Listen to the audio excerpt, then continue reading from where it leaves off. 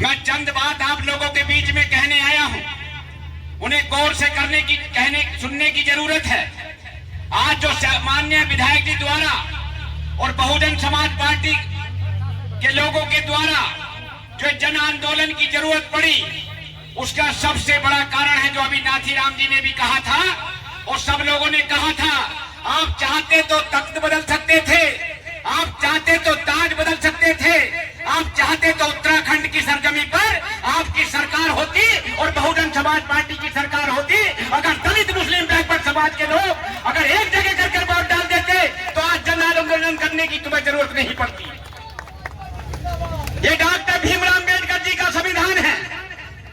मैं कहना चाहूंगा दलित और मुस्लिम समाज के लोगों से, डॉक्टर भीमराव अम्बेडकर जी देश के वो महापुरुष हैं जो दलित मुस्लिम बैकवर्ड समाज हर समाज के लोगों को अगर जीने का अधिकार दिया है, अगर अच्छा कपड़ा पहनने का अधिकार दिया, अगर रहने का अधिकार दिया तो डॉक्टर भीमराव अम्बेडकर जी ने दिया।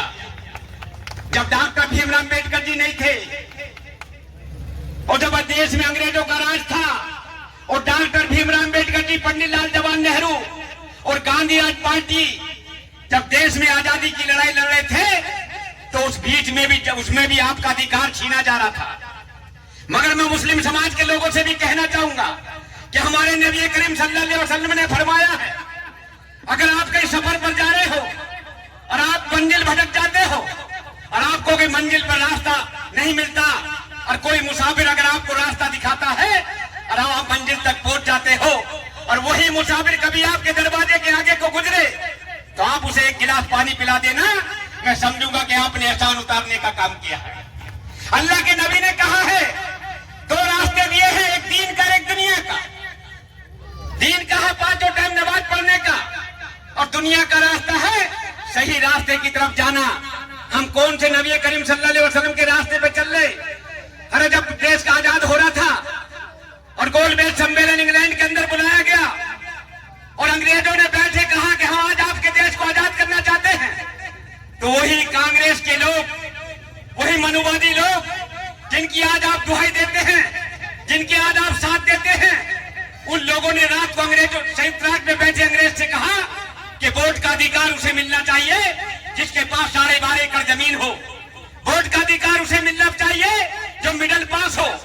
मैं पूछना चाहता हूं दलित समाज, मुस्लिम समाज, बैकवर्ड समाज के लोगों से, कितने लोगों के पास 12.5 एकड़ जमीन थी? कितने लोग मिडिल पास थे?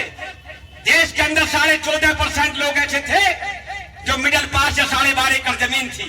85% देश के दलित मुस्लिम बैकवर्ड समाज के लोगों पर न 12.5 एकड़ जमीन थी और न मिडिल पास थे। प्रस्ताव रखा गया कि वोट का अधिकार, राजा चुनने का अधिकार उसे मिलेगा जिसके पास 12.5 एकड़ जमीन होगी।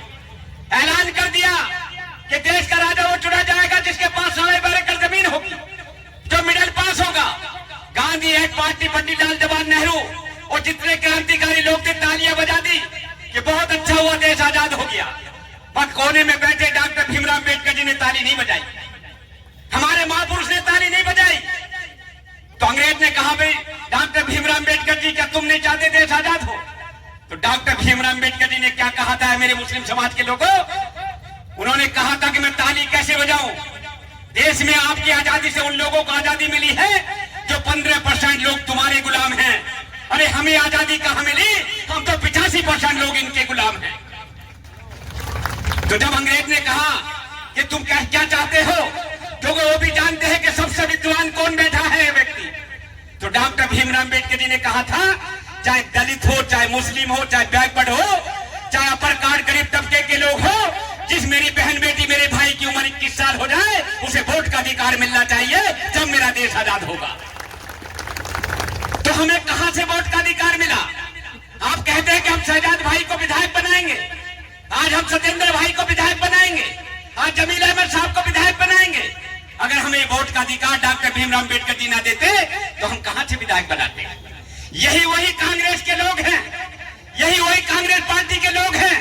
जब डॉक्टर भीमराव अम्बेडकर जी सन 1950 में चुनाव लड़ रहे थे और वोट का अधिकार आपको दिलाया था, तो बात याद थी डॉक्टर भीमराव अम्बेडकर जी की कि दलित मुस्लिम समाज के, बैकवर्ड समाज के लोगों को वोट का अधिकार डॉक्टर भीमराव अम्बेडकर जी ने दिया है। तो सन 1950 में उन्हीं के पीए को उनके सामने चुनाव लड़ा दिया गया और उन्हें पार्लियामेंट का चुनाव हरा दिया गया कि जिससे कि पार्लियामेंट न पहुंच सके। तो जब खैरुल जमा साहब ने बंगाल से, जो सीट बंगाल में है, वहां के मुस्लिम समाज के लोगों से कहना चाहता हूं कि दलित मुस्लिम बैकवर्ड समाज का पहले से मेलझोल है, इन्होंने पहले से बलिदान दिया है। खैरुल जमा साहब का प्रतिनिधिमंडल दिल्ली डॉक्टर भीमराव अम्बेडकर जी के पास गया, उनसे कहा कि हम तुम्हें दोबारा पार्लियामेंट भेजना चाहते हैं। तो डॉक्टर भीमराव अम्बेडकर जी ने कहा सरकार बनने जा रही है, मैं पार्लियामेंट कैसे पहुंच जाऊंगा, मैं चुनाव हार चुका हूं। तो खैरुल जमा साहब ने कहा मुस्लिम समाज के प्रतिनिधिमंडल ने कि हमारे एमपी साहब वहां से इस्तीफा देंगे और हम तुम्हें चुनाव लड़ाएंगे और पार्लियामेंट भेजने का काम करेंगे। क्यों कहा था? इसलिए कहा था कि उन्हें वोट का अधिकार दिया था डॉक्टर भीमराव अम्बेडकर जी ने। दलित समाज, बैकवर्ड समाज, मुस्लिम समाज के लोगों ने सोचा अगर डॉक्टर भीमराव अम्बेडकर जी पार्लियामेंट न पहुंचे तो हमारे अधिकारों की लड़ाई कौन लड़ेगा। तो जब डॉक्टर भीमराव अम्बेडकर जी को 70% वोट पड़ा दलित मुस्लिम बैकवर्ड पार प्रजापत अपर गरीब तबके के लोगों का, और जब पार्लियामेंट पहुंचे तो उस सीट को भी पाकिस्तान में भेज दिया गया, किस लिए कि तुम्हारे अधिकारों की लड़ाई न लड़ सके। तो जब डॉक्टर भीमराव अम्बेडकर जी ने सोचा कि जिन दलित बैकवर्ड मुस्लिम समाज के लोगों ने मुझे एमपी बनाया, अपनी सीट से इस्तीफा दिया, आज मैं उनकी लड़ाई कैसे लड़ूंगा। तो संयुक्त राष्ट्र में गए, उन्होंने कहा कि ऐसे ऐसे मुझे लोगों ने इस्तीफा देकर चुनाव लड़ाया है, अगर मैं पार्लियामेंट नहीं पहुंचा तो कैसे उनकी लड़ाई लड़ूंगा। तो जब उस सीट को हिंदुस्तान से, पाकिस्तान से हिंदुस्तान लाया गया और डॉक्टर भीमराव अम्बेडकर जी को पार्लियामेंट में बैठाया गया। दूसरी बात कहने चाहता हूं मैं, जब पार्लियामेंट में पहुंचे और संविधान समिति के अध्यक्ष बनाए गए, मैं कहना चाहता हूं इस मत के माध्यम से, ऐ दलित मुस्लिम बैकवर्ड समाज के लोगों, जब डॉक्टर भीमराव अम्बेडकर जी संविधान लिख रहे थे तो उस टाइम दलित मुस्लिम बैकवर्ड समाज के लोगों का ध्यान रख रहे थे। उन्होंने लिख दिया था, गौर करने की बात है, नबी करीम सल्लल्लाहु अलैहि वसल्लम के रास्ते पर चलने की जरूरत है, जो हक किसी ने हमें दिया हो तो उतारने की जरूरत है। जब संविधान लिख रहे थे तो संविधान में लिख दिया था बंटवारे के वक्त जो मुस्लिम पाकिस्तान जाना चाहता है जा सकता है, जो हिंदुस्तान में रहना चाहता है रह सकता है। ये डॉक्टर भीमराव अम्बेडकर जी के कलम से लिखा है। मैं कहना चाहता हूं इस मंच के माध्यम से, आज जो हमें गौशाला के मामले में आपने देखा, क्या शहजाद विधायक जी बहुजन समाज पार्टी से है, बहुजन समाज पार्टी के हैं, चेयरमैन हैं, इनके जिलों को आप लोगों ने मोहब्बत दी, तो आज इन्होंने इस सरजमीन पर देखा कि डॉक्टर भीमराव अम्बेडकर जी के पार्क को कम किया जा रहा है, तो इसलिए लड़ाई लड़ने आए, क्योंकि आपने शहजाद जी को विधायक बनाया और बहुजन समाज पार्टी का चेयरमैन बनाया। जिन चेयरमैन ने इस प्रस्ताव को गलत तरीके से करा था, आज धरना देने वो यहां नहीं आते अगर आप बहुजन समाज पार्टी का चेयरमैन और विधायक न बनाते। और अगर यही बात आप पूरे उत्तराखंड में दोहरा दो, मैं कहता हूं दलित मुस्लिम बैकवर्ड समाज के लोगों को, सन 1995 में जब पहली बार सरकार बनी तो बहन कुमारी मायावती जी ने जितनी ग्राम समाज की जमीनें पड़ी थी, जितनी गैर भूमियां पड़ी थी, सबके पट्टे काटकर दलित समाज के लोगों को उत्तर प्रदेश में सम्मान देने का काम किया। और मुस्लिम समाज के लोगों से कहना चाहता हूं, सन 1995 में भारतीय जनता पार्टी के सहयोग से सरकार बनी और 1993 में बहुजन समाजवादी पार्टी की सरकार थी। गौर करना इस मेरी बात पर, और दो बात कह के बात खत्म करूंगा। 93 में सरकार थी, मुस्लिम पर्सनल वोट लेकर फाइल पहुंचे, उन्होंने कहा कि हमारा एक ऑप्शन का आयोग का गठन कर दो। तो माननीय मुलायम सिंह यादव जी ने सन 1993 में उस फाइल को वापस कर दिया और आजम खान साहब के पास भेजा, और आजम खान साहब ने क्या कहा था कि हम खैरात देते हैं, खैरात लेते नहीं हैं। आरक्षण आयोग के गठन का मतलब क्या था? आरक्षण आयोग का गठन करा तो मदरसा बोर्ड का गठन हुआ, और मदरसा बोर्ड का गठन हुआ तो उर्दू टीचर रखे गए। सन 1995 में जब बहुजन समाज पार्टी की सरकार बनी तो मान्यवर काशी राम जी के पास उसी फाइल को लेकर पहुंचे और मान्यवर काशी राम जी से कहा कि हमारा आरक्षण आयोग का गठन कर दो।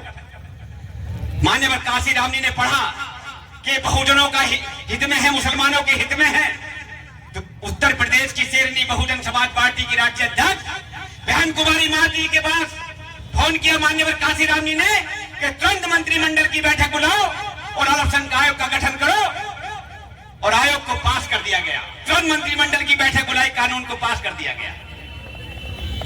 जब अल्पसंख्यक आयोग का गठन हुआ तो मदरसा बोर्ड का गठन हुआ, उर्दू टीचर रखे गए, और बैकवर्ड समाज के लोगों के लिए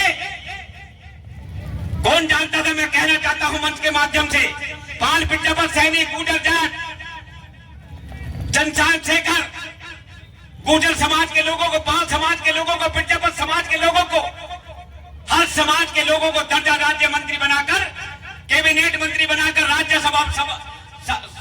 राज्यसभा भेजकर बहुजन समाज पार्टी की नेता बहन कुमारी मायावती जी ने हर समाज को सम्मान देने का काम किया, हर गुलदस्ता सजाने का काम किया। अगर आप चाहते हो और आप आगे भी ये चाहते हो, डॉक्टर भीमराव अम्बेडकर जी, और मैं कहना चाहता हूं भारतीय जनता पार्टी के लोगों से, क्या भी आपने देखा जब डॉक्टर भीमराव अम्बेडकर जी की जयंती पर आपने कई गांवों में जा जाकर डॉक्टर भीमराव अम्बेडकर की जयंती मनाने का काम किया? आपने मीडिया के माध्यम से ये दिखाने का काम किया कि भारतीय जनता पार्टी खूब पूरी ताकत से डॉक्टर भीमराव अम्बेडकर जी का सम्मान कर रही है। और मैं पूछना चाहता हूं मंच के माध्यम से कि आप उधर सम्मान करने का काम करते हैं और उधर डॉक्टर भीमराव अम्बेडकर जी के पार्क को कम करने का काम करते हैं। अरे आपको तो अगर सम्मान करने का काम किया है तो आपको आज के बाद जरूरत नहीं पड़नी चाहिए धरने की। जो है भारतीय जनता पार्टी सरकार है, ये तुरंत ही ऐलान करे, कल के अखबार में छपे कि हमने डॉक्टर भीमराव अम्बेडकर जी के अम्बेडकर पार्क को 2 बीघे नहीं 4 बीघे जमीन देने का प्रस्ताव पास कराने का अनुरोध करें। ये ढोंगा दिखाने से क्या फायदा है? अरे मोहब्बत करो तो दिल से करो, दिखावे से कोई फायदा नहीं है। और ये बहुजन समाज पार्टी के लोग हैं, ये डॉक्टर भीमराव अम्बेडकर जी को मानने वाले लोग हैं। अरे डॉक्टर भीमराव अम्बेडकर जी को दलित, मुस्लिम, बैकवर्ड, पाल, पिट्टापत, सैनी, मौर्य, जाट, गुर्जर, अपर कास्ट, गरीब तबके के लोग, और आज आपने देख लिया कि सारे देश के लोग डॉक्टर भीमराव अम्बेडकर जी को मानते हैं। और मैं विधायक जी से कहना चाहता हूं, अरे विधायक जी, आपसे लोग इतनी मोहब्बत करते हैं और बहुजन समाज पार्टी से मोहब्बत करते हैं, और डॉक्टर भीमराव अम्बेडकर जी के लिए अपनी जान न्यौछावर कर देंगे, मगर 1 इंच भी जमीन है हिलने का काम नहीं करेंगे लोग। और हम कहते हैं, जो अभी विधायक जी ने कहा था, बात सही है, पूरी बहुजन समाज पार्टी और पूरी बहुजन समाज पार्टी के कार्यकर्ता आप लोगों के साथ खड़े मिलेंगे। और मैं ये बात कहने आपके इसलिए आया हूं कि देखिए, अगर आप चाहोगे तो आपको आंदोलन करने की जरूरत नहीं पड़ेगी। आने वाले सन 2027 में, अरे आप इसका तथ्य है, अगर दलित, मुस्लिम, बैकवर्ड, पाल, पिट्टापत और अपर कास्ट, गरीब के लोग अगर एक साथ आप खड़े हो जाए तो उत्तराखंड के अंदर आपकी बहुजन समाज पार्टी की सरकार बनेगी और आपको कोई रोक नहीं पाएगा। मगर उस टाइम आप भटक जाते हैं, उस टाइम आप कांग्रेस वालों की बातों में आ जाते हैं, उस टाइम आप किसी तरीके की बातों में आ जाते हैं। हमने कभी हिसाब लगाने का काम नहीं किया। मैं कहना चाहता हूं अपने मुस्लिम समाज के लोगों से, जब इलेक्शन होता है तो हम हिसाब लगाते वोट का। हम जब हिसाब लगाते, जब गिनती होती है तो आप कहते यार अगर ऐसा कर लेते तो जमील अहमद साहब जीत जाते, यार अगर ऐसे डाल देते तो यार बहुजन समाज पार्टी का ही जीत जाता। ये तो भारतीय जनता पार्टी जीत गई। भारतीय जनता पार्टी को जिताने में अगर हम साथ दे रहे हैं तो सबसे ज्यादा बैकवर्ड समाज, मुस्लिम समाज के लोगों और दलित समाज के लोगों, अगर आप चाहेंगे तो आप तख्त बदल देंगे, ताज बदल देंगे, उत्तराखंड की सरकार बदल देंगे सन 2027 के अंदर। तो इसलिए मैं आप लोगों से कहना चाहता हूं कि आने वाला समय आपका है, मगर आपको इस आंदोलन से बचना है और आपको डॉक्टर भीमराव अम्बेडकर जी के रास्ते पर चलना है। तो डॉक्टर भीमराव अम्बेडकर जी ने सब समाज को सम्मान देने का काम किया है, और बहुजन समाज पार्टी की नेता बहन कुमारी मायावती जी ने हर समाज को बराबर का सम्मान दिया है। अगर देश में कोई भाईचारा चाहती है तो बहुजन समाज पार्टी की नेता बहन कुमारी मायावती चाहती है। इसलिए मैं आप लोगों से ज्यादा उठना कहते हुए यही बात कहकर अपनी बात खत्म करूंगा।